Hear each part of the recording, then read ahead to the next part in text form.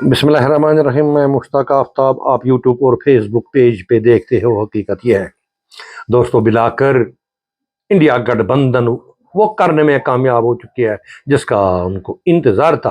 कांग्रेस और राहुल गांधी की पद यात्रा ने जलवा दिखा ही दिया। कठिन मेहनत और इंडिया गठबंधन की तपस्या भंग नहीं हुई, बल्कि इस तपस्या ने रंग में भंग डाल कर भारतीय अवाम, ब्यूरोक्रेट, सियासतदानों को ही नहीं बल्कि पूरी दुनिया के ममालिकों को हैरत ज़दा किया है।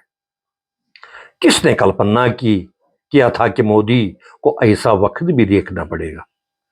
जिसने कहा था कि अब की बार 400 पार, और जो मोदी जी बात बात पे कहता था कि ये मोदी का वादा, और जो कभी बेगानों को क्या अपनों को भी सीधी बात नहीं करता था।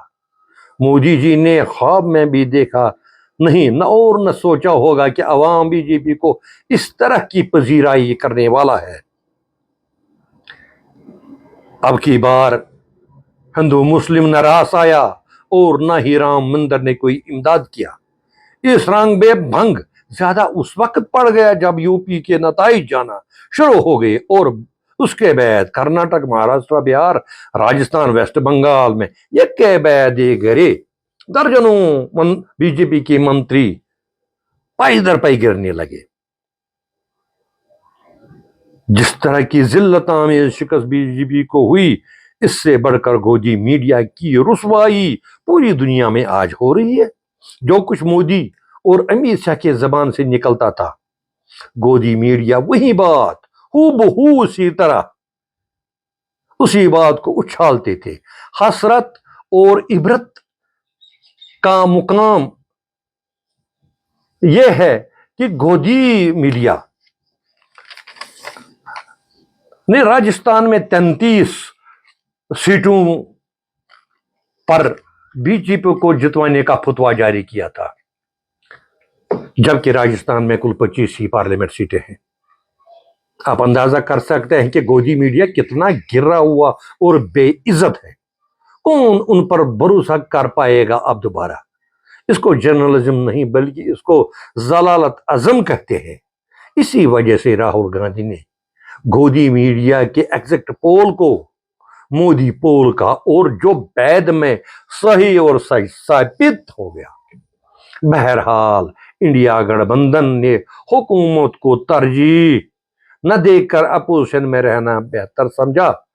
मेरे ख्याल में ये बहुत अच्छा निर्णय है, और इसी के साथ नीतीश कुमार और नायडू का इंडिया में गठबंधन में आना शायद फिलहाल बंद हो गया। अब इस बात में कोई शक शुबा बाकी नहीं रहा कि मोदी जी की तीसरी बार सरकार तो बन जाएगी, लेकिन क्या मोदी जी वो कर पाएंगे जिसका वो करना चाहते हैं या जिसका वो आदी है। जिस गठबंधन की बिना पर बीजेपी की मिली सरकार बनेगी, कभी वो मोदी जी के सामने आने की जरूरत ही नहीं करते थे। आज मोदी जी उन्हीं की रहम करम पर पीएम की कुर्सी पर बैठ पाएगा। इसके लिए बड़ी और कठिन शराइत होंगे। क्या मोदी जी आज खुद कोई काम कर पाएगा? जब तक कि नीतीश कुमार और चंद्रबाबू नायडू का यस न होगा, यूं समझ लीजिए कि बज़ाहिरी मोदी जी ही प्राइम मिनिस्टर होगा, लेकिन उसके उठने बैठने काम करने की चाबी इन्हीं दो के पास होंगी। नीतीश कुमार, खासकर चंद्रबाबू नायडू मंझा हुआ सियासतदान है। वो बगैर मतलब कोई बात ही नहीं करता है, और नीतीश कुमार का मिजाज मूड कब बदलेगा इसकी कोई गारंटी नहीं है। सबसे बढ़कर बात यह है कि ये दोनों नेता मुस्लिम आबादी पर इन्हिसार करते हैं और इन दोनों को मुसलमान वोट डालते हैं। क्या मोदी जी अब दोबारा मुसलमानों के खिलाफ एक बात करने का जुर्रत कर पाएगा? ये मोदी का वादा है, ये मोदी की हुकूमत है, वो दौर चला गया। अब नीतीश कुमार और नायडू का दौर है। ऐसे में बीजेपी के अंदर भी एक लॉबी और आवाजें उठ रही है, क्योंकि अमित शाह और मोदी अपनी बीजेपी के सियासतदानों को भी गाज डालते नहीं है और न डालते थे, जिस वजह से बीजेपी में अंदरूनी बगावत का खतरा बहुत ज्यादा मौजूद है, जो कभी भी खुलकर सामने आ सकती है। और तीसरी तरफ इंडिया गठबंधन चीते की तरह दिन रात आंखें खोल कर रखेंगे कि कब और कहां पर बीजेपी गठबंधन में फूट पड़ जाए, या कब कैसे गलती हो पाए बीजेपी में। वो ताक में बैठकर एक गलती का इंतजार करेंगे। इसी वजह से इंडिया गठबंधन ने कहा, सही वक्त का हम इंतजार करेंगे, मोदी जी को अब फूंक फूंक कर कदम उठाने की जरूरत भी नहीं पड़ेगी, क्योंकि अब इसमें कोई शक शबू नहीं है कि मोदी जी छोटी बड़ी गलती कर ही बैठेगा, और जिसका फायदा इंडिया गठबंधन उठाने के लिए कमर बसता है।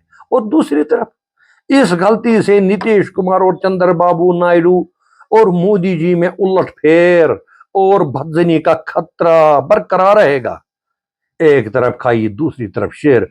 मोदी करे तो करे क्या, ये हुकूमत किसी सूरत में भी नहीं चल पाएगी।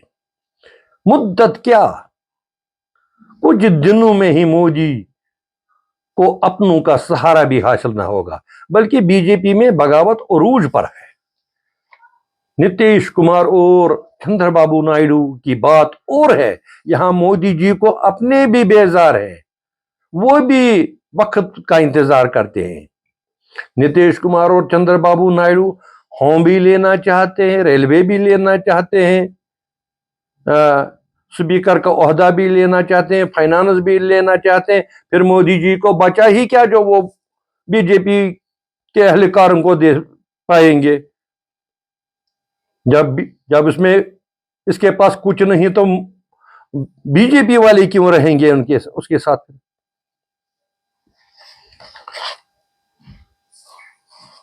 और अगर मोदी जी ये डिपार्टमेंट उनके हवाले नहीं करेंगे तो इंडिया गठबंधन के पास वो चले जाएंगे, जहां पर उनको सब कुछ मिलेगा।